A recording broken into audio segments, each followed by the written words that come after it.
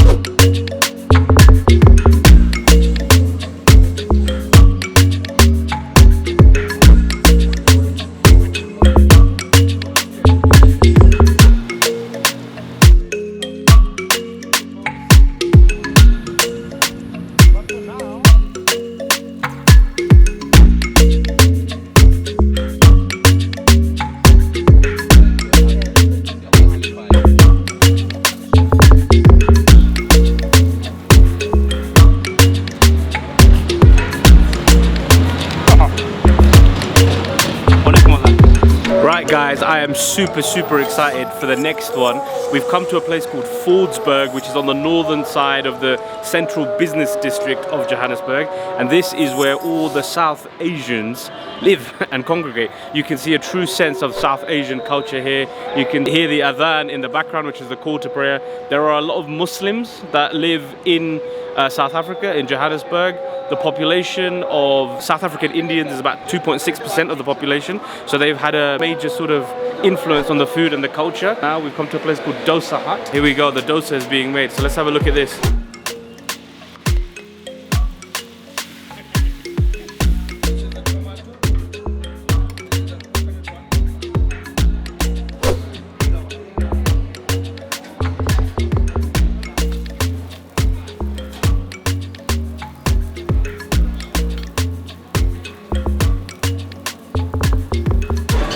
Right guys, super excited. Our starters have now just come through and we're about to dine South Indian way here in Johannesburg. We're in a place called Fordsburg and it's where a lot of the magic happens. There's various different foods that we're going to try today. There's some dishes, some little nuances that I think are super interesting because they've got a little bit of that mixed heritage of Indian and South African.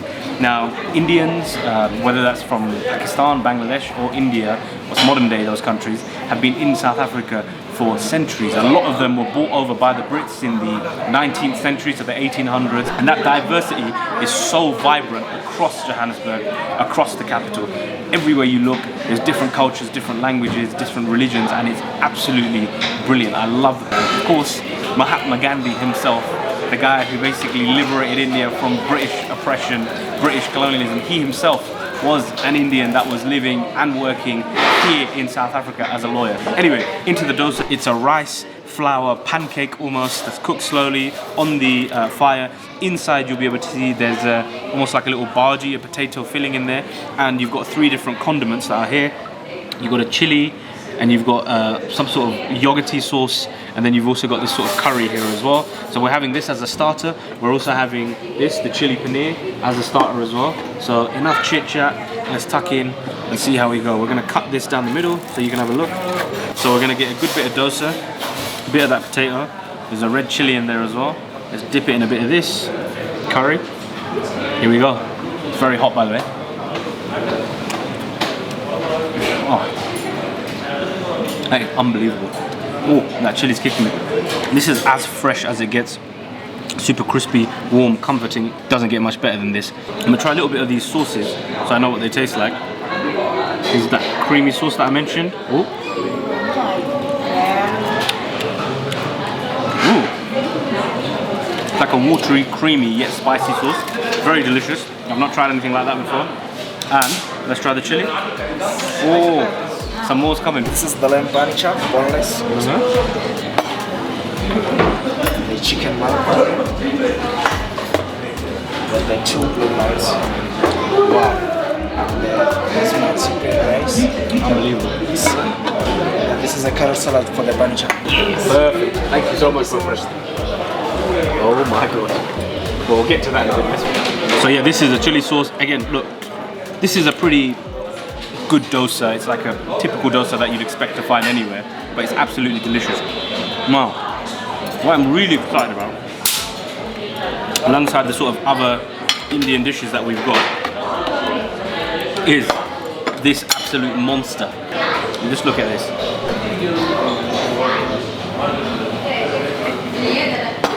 This thing is unbelievable and I'm super excited about this. This dish is a true representation of the intertwining of cultures.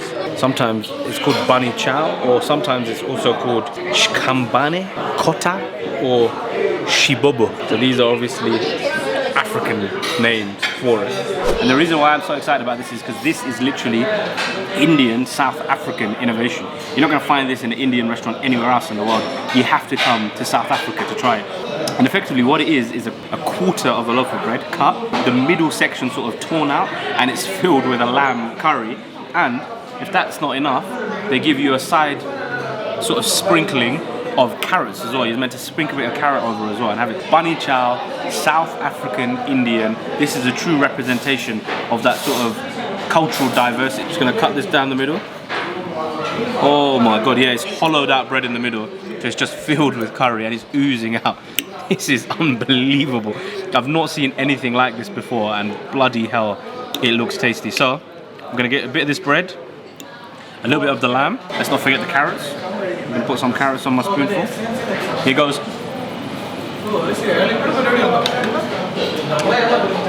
Oh my God.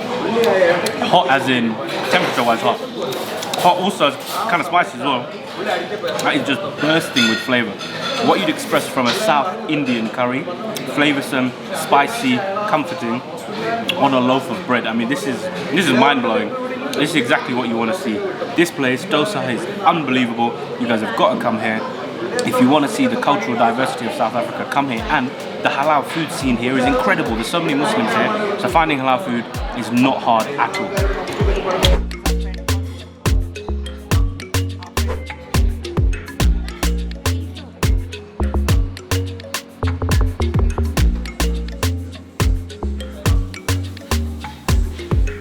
Right guys, super excited about the next one because we've come to try some amazing South African braai. We've come to a place called Shisa Grill, and I'm told that Shisa Nyama in Zulu means basically grilled meat, and that's effectively what braai is. The history of braai is absolutely brilliant. I love it so much.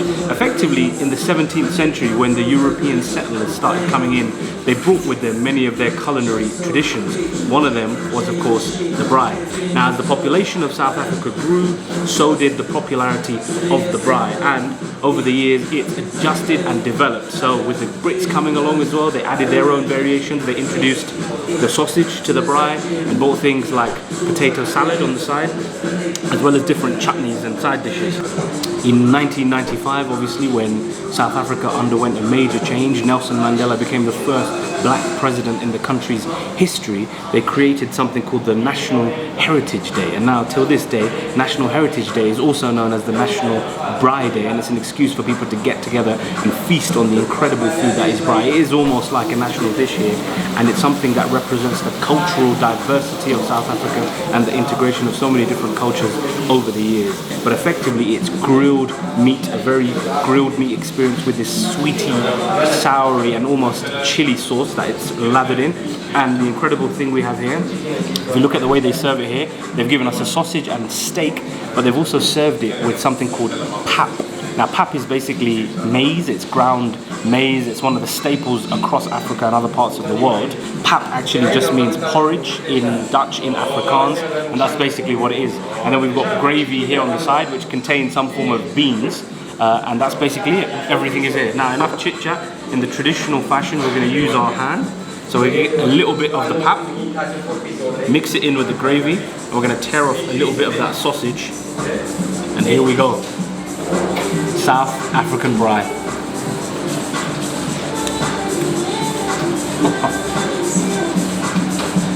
Oh my God. That is absolutely delicious. A very good kick actually on that sausage. It's spiced very well. The pap is almost like in consistency, it's almost like a mashed potato, but it's less starchy and I'd say a bit more bland. You really need to mix it in with the sauce and that really flavoursome meat to get the true essence of it. We'll have another bit of that. The gravy is quite tangy. It's got a little bit of a tomato taste to it. Now let's get a little bit of the steak. Again, this is just a cut of meat some beef.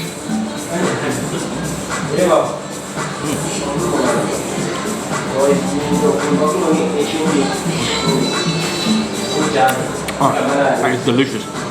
Proper grilled meat.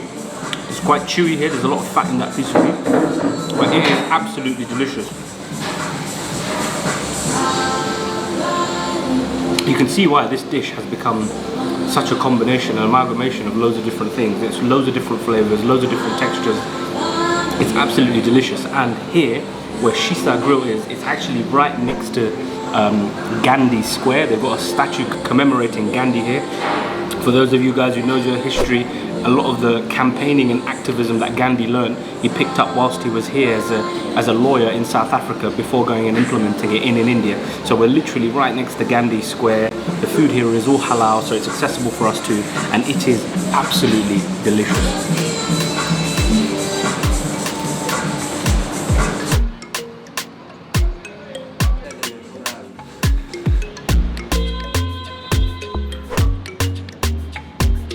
Right guys, touchdown Cape Town.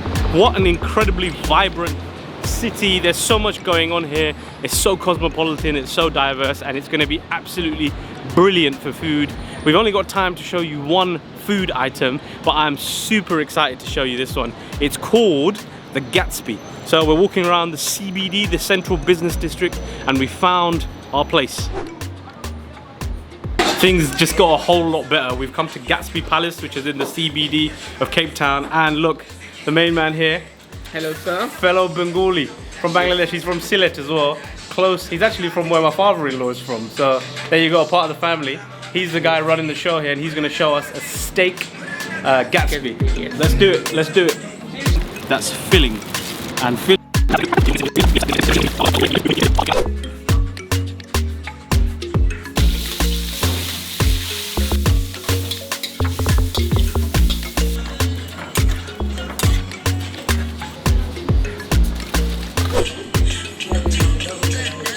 Alright guys, we have come to Gatsby Palace. It's in the center of Cape Town, and this place is absolutely epic. One of the incredible things about South Africa is it's incredibly Muslim friendly. You can find halal foods up and down the cities here. You can find loads of different types of foods as well. Just last night we had a very nice halal steak, but you know, you can get Indian food, Chinese food, all of it you can find here. They're very, very accommodating. And one of the brilliant things, obviously we've tried all those things, but at Quizine TV, you know, we like to try the authentic stuff that's local to the region we're in. So in Cape Town, one of the most popular snacks here is the Gatsby. Now, the Gatsby is basically it's a submarine sandwich. It's a sub, and it's this monumentally large sandwich that's filled with whatever you want to fill it with, really. There's loads of different fillings you can choose from. Now, I thought the Americans do subs seriously, but I've learned today that the South Africans can give them a run for their money, because this thing was absolutely epic. It's basically a French loaf, a long one. You can get a 6-inch or a foot long. It's huge, and they shove it with chips and whatever basically choice of filling that you want. We opted for the masala steak, which is basically almost a steak curry, but there's eggs in there as well, and there's fries. Fries are basically part and parcel of the Gatsby. And the reason I love the Gatsby so much is because of the history of it. It's incredible, and it's indicative of how richly diverse this part of the world is. They say in Cape Town in 1976, there was a man called Rashad Pandi. He was basically a shop owner, and he was in the process of trying to feed the workers, the construction workers that were building his shop, some food. He needed to give them something good, wholesome, filling, and that was sort of quick, and he could put it together. The only thing he could find was basically some bread, some chips, polony, and he also basically put in a little bit of achar. Achar is basically almost like a South Asian pickle. So he mixed all of those together and made the sandwich, a huge sandwich that quite a few workers could share. And when they basically had it, one of them said, wow, this is the Gatsby smash, owing to the fact that the Great Gatsby movie was popular across South Africa at the time. And then on, the name stuck. So that's the legend behind the Gatsby. It grew hugely popular and ended up spreading all across Cape Town and beyond it. Now, enough chit chat. Let's open this bad boy up. You can see here it's just leaking with sauce and curry, owing to the masala steak that we've got in there. Oh my God, look.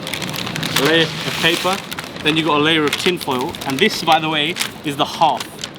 Now this is meant to be communal food. It's food that you eat together with people, so that's why it's so large. And you can see from the history of it, it's meant to be something that's filling. And filling is certainly what this thing will be. Look at the size of it. This is incredible. Now, I don't even know how I'm gonna tuck into this, but I'm gonna try by getting the chip. The chips here are super fresh, basically potato that they fry in the morning. Oh my God, that is delicious. The masala taste on that is very, very strong actually. I'm gonna try and do this without absolutely ruining myself. So they have conveniently cut it in half. This is the largest sandwich I've ever had in my life. Let's go.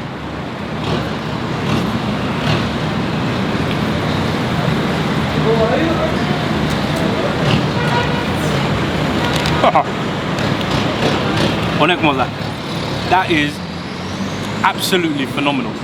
The curry flavor there, so strong, so pungent, but delicious. The steak in there is soft, it's beef, it's cooked well, and those chips are just the definition of comforting. Everyone loves curry chips. There's basically curry chips in that. There's egg in there as well. Honestly, that is an epic sandwich, and a sandwich I've never had this size before. This is the biggest sandwich I've had in my life. This could give Subway a run for its money. I'm super happy we've come to Cape Town and we've tried one of the most popular dishes here. The reason, one of the other factors behind why the Gatsby is so popular as well is because there's so much bread. Apparently it's a good cure for a hangover as well. So a lot of people after a night out, they resort in the same way they have kebabs in London, they come for a Gatsby to help soak up some of that alcohol in their body and help cure them of their hangover. Unbelievable. I love Cape Town, I love South Africa. You have got to come here to Gatsby Palace and try this life-changing Gatsby. There's cheese in there as well.